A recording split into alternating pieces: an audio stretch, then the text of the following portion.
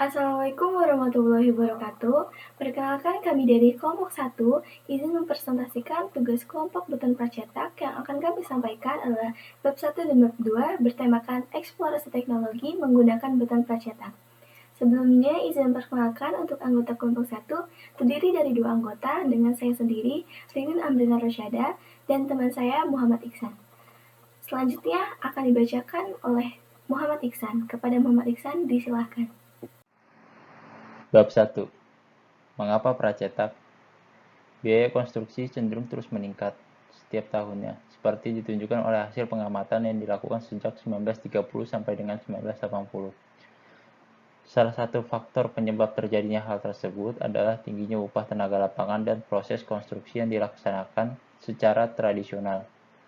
Maka kemudian dikembangkan teknologi pracetak yang mengarah pada industrialisasi, di mana produk dihasilkan dengan produksi massal dan bersifat pengulangan. Hal lain yang menonjol dari penggunaan beton pracetak sendiri adalah mutu pekerjaan yang menjadi lebih baik dan seragam. Produk dari beton pracetak dapat berupa komponen struktural, seperti unit tangga, balok, kolom, korps, kolom lampu, bantalan rel kereta api, konsol, plat lantai, plat atap, penutup dinding, dan lain-lainnya.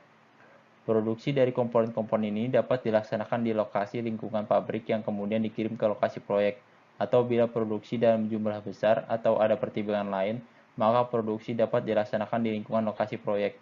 Manfaat dari pabrikasi beton di lapangan itu harus jelas, terutama yang sehubungan dengan kemudahan pengawasan dan pengontrolannya. Pemadatan dapat dilaksanakan dengan lebih efisien, dan demikian juga upaya untuk perawatan beton pada masa pemeliharaannya. Secara umum, produk dari beton pracetak dapat dikategorikan menjadi 5 kelompok, yaitu komponen-komponen untuk kepentingan arsitektur yang bersifat ornamen, komponen beton untuk lalu lintas paving, curbs, komponen-komponen struktur yang mendukung beban seperti tiang, balok, kolom, bantalan rel, pipa, dan plat lantai, komponen penutup atap yang harus kedap air dan tahan terhadap cuaca, dan bata beton atau bata. Kendala dari beton pracetak. Dalam pengaplikasian metode beton pracetak, kunci keberhasilan pelaksanaannya sedikit banyak dipengaruhi oleh aspek manajemen. Berikut beberapa faktor dari aspek manajemen yang harus diperhatikan. Yang pertama dari teknologi, penggabungan antara komponen satu dengan yang lainnya sehingga keutuhan struktur dapat dicapai. Hal ini berbeda dengan metode in situ yang secara umum sudah sangat dikenal dan dikuasai. Yang kedua ada bahan. Pembuatan komponen-komponen beton pracetak dapat dihasilkan berat komponen yang ringan, beton ringan, tetapi tetap memenuhi persyaratan teknis yang lain. Sumber daya manusia membutuhkan sumber daya yang mampu merancang dan melaksanakannya. Kemampuan ini dapat diperoleh dengan ikut serta secara aktif dalam kegiatan-kegiatan yang berkaitan dengan pengembangan atau pelaksanaan teknologi beton pracetak. Faktor pengalaman sangat menentukan pelaksanaan dan pengembangan metode ini. Dari segi perencanaan, usaha untuk mendapatkan berat komponen yang ringan tanpa mengurangi syarat-syarat teknis bentuk komponen dan khususnya bagian sambungan menjadi sangat penting. Untuk memudahkan transportasi dan instalasi, itu mampu mereduksi dan mempermudah pengendalian biaya dan jadwal pekerjaan. Dari segi logistik, dibutuhkan volume material yang besar sehingga biaya yang harus disediakan juga besar. Produksi merupakan peran mutlak fabrikator. Hal penting dalam faktor produksi adalah penentuan prioritas jenis komponen yang harus lebih dulu dipabrikasi. Untuk itu dibutuhkan koordinasi yang baik antara fabrikator dan instalator. Di bagian lain, area produksi harus tertata dengan baik, mulai dari tempat penumpukan material dasar hingga proses pengecoran serta penyimpanan komponen beton pracetak. Maka diperlukan lahan kerja yang sangat luas sebagai tempat penumpukan bahan dan komponen beton pracetak yang diproduksi dalam ukuran dan kuantitas yang besar. Pengangkutan dan distribusi. Pengangkutan adalah memindahkan komponen beton pracetak dan lokasi fabrikasi ke lokasi proyek, merupakan tugas dari fabrikator. Distribusi adalah pemindahan komponen beton pracetak dari penyimpanan di lokasi proyek ke posisi di mana komponen tersebut akan ditempatkan sebagai bagian dari bangunan, merupakan tugas dari instalator. Alat pendukung yang menjadi standar untuk pelaksanaan pekerjaan ini mencakup portal kren, truk bak terbuka, dan forklift. Instalasi dan perbaikan. Kecepatan dan kemudahan instalasi komponen merupakan bukti bahwa sistem telah terencana dan bekerja seperti seharusnya. Yang tak kalah pentingnya, sistem harus telah menyiapkan cara perbaikan di tempat tanpa harus menurunkan unit komponen beton pracetak. Apa itu pracetak? Pracetak dapat diartikan sebagai suatu proses produksi elemen, struktur, atau arsitektural bangunan pada suatu tempat atau lokasi yang berbeda dengan tempat atau lokasi di mana elemen struktural atau arsitektural tersebut akan digunakan. Teknologi pracetak ini dapat diterapkan pada berbagai jenis material, yang salah satunya adalah material beton. Beton pracetak sebenarnya tidak berbeda dengan beton yang sering dijumpai dalam bangunan pada umumnya. Yang membedakan hanyalah proses produksinya. Beton pracetak dihasilkan dari proses produksi di mana lokasi pembuatannya berbeda dengan lokasi di mana elemen akan digunakan. Keunggulan dari beton pracetak yaitu durasi proyek menjadi lebih singkat. Pada saat pekerjaan struktur bawah selesai, maka elemen-elemen beton pracetak yang telah cukup umur tersebut dapat di-erection dalam waktu yang relatif lebih singkat dibanding dengan proses konstruksi tradisional. Mereduksi biaya produksi.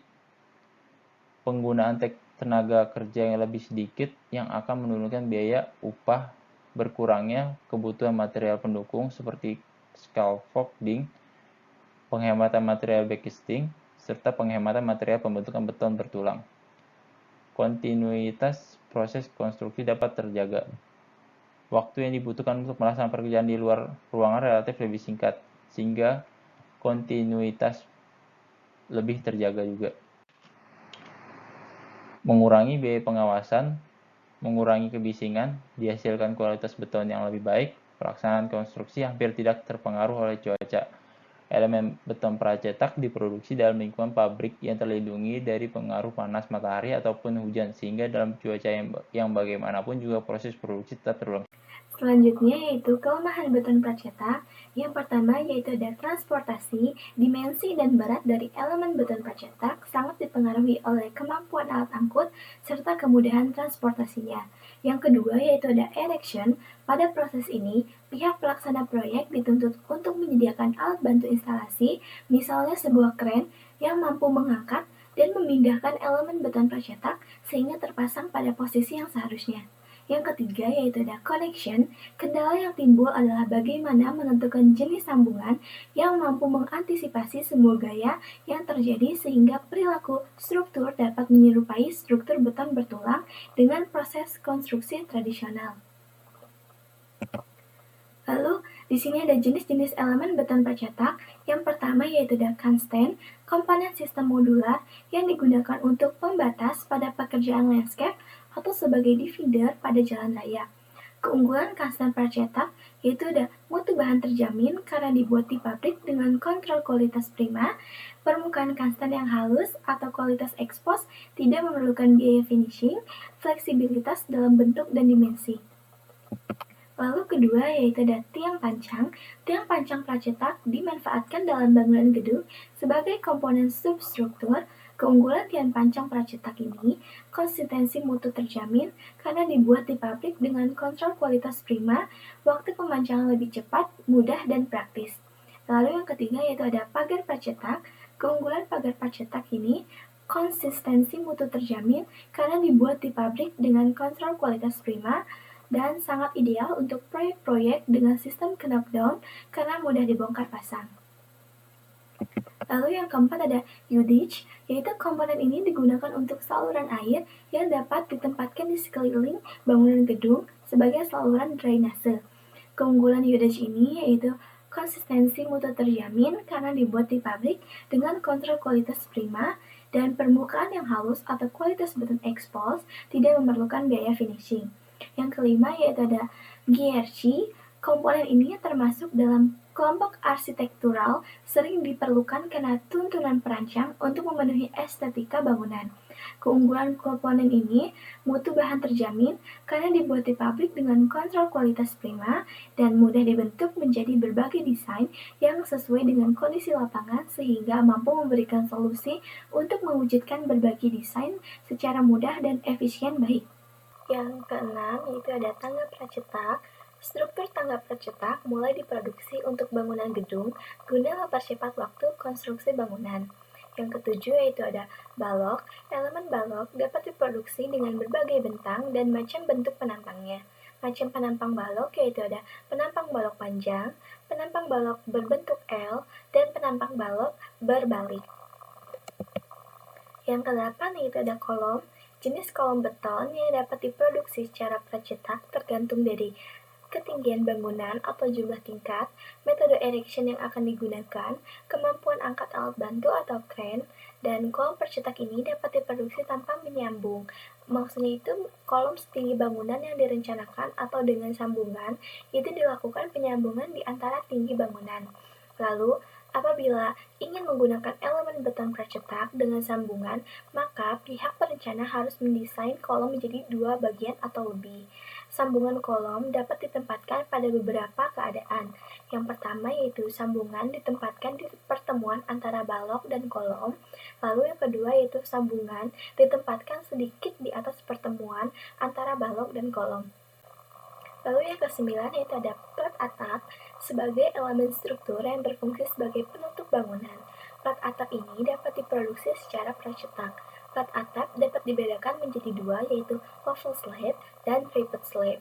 Waffle slab ini plat atap dengan rusuk ribs pada arah transversal sebagai rangkanya atau pada arah horizontal atau kedua-duanya. Dimensi dari plat ini berkisar antara lebar 1 meter hingga 3 meter, sedangkan panjangnya 5 meter hingga 12 meter. Dimensi rusuk arah transversal kurang lebih yaitu 15 cm hingga 20 cm dan arah longitudinalnya kurang lebih yaitu 20 cm hingga 65 cm. Yang kedua yaitu ada rivet slab.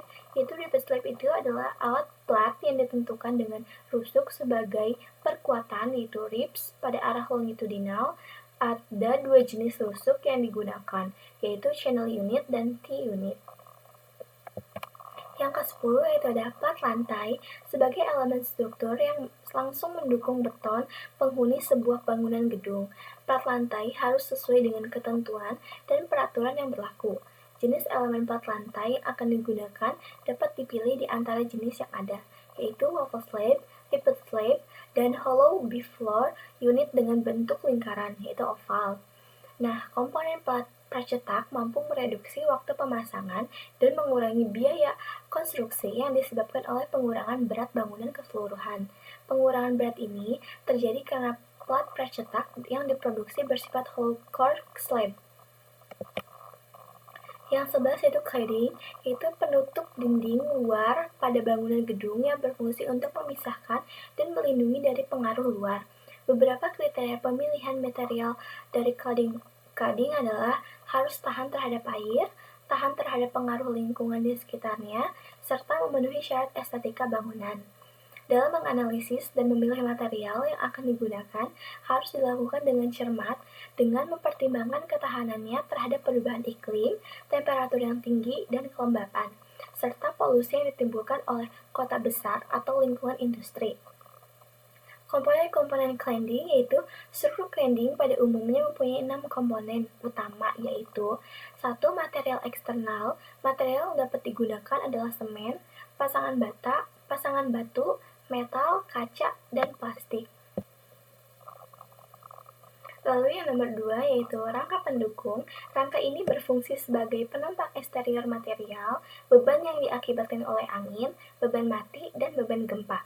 Beban-beban tersebut akan diteruskan ke struktur rangka dari bangunan gedung tersebut. Yang ketiga yaitu material penutup interior, yaitu untuk menutupi support framing dari cladding biasanya digunakan material yang lebih bersifat arsitektural sehingga dihasilkan ruangan yang nyaman. Yang keempat yaitu insulasi. Untuk menambah kenyamanan pemakaian gedung, pemakaian insulasi adalah hal yang tepat. Fungsi dari insulasi adalah untuk mengurangi panas dari luar yang masuk ke dalam gedung. Yang kelima yaitu material pada join, yaitu penggunaan join pada cladding bertujuan untuk memudahkan pemasangan panel-panel karena ukuran panel dapat lebih kecil dan untuk mengantisipasi kemungkinan terjadinya kontraksi yaitu memendek dari panel. Lalu yang keenam yaitu ada drainase internal, yaitu pemilik bangunan tentu tidak mengharapkan interior ruangannya rusak oleh karena masuknya air dari luar ke dalam ruangan. Cukup sekian dari kelompok 1. Kurang lebihnya mohon maaf. Wabillahi taufiq wal hidayah. Wassalamualaikum warahmatullahi wabarakatuh.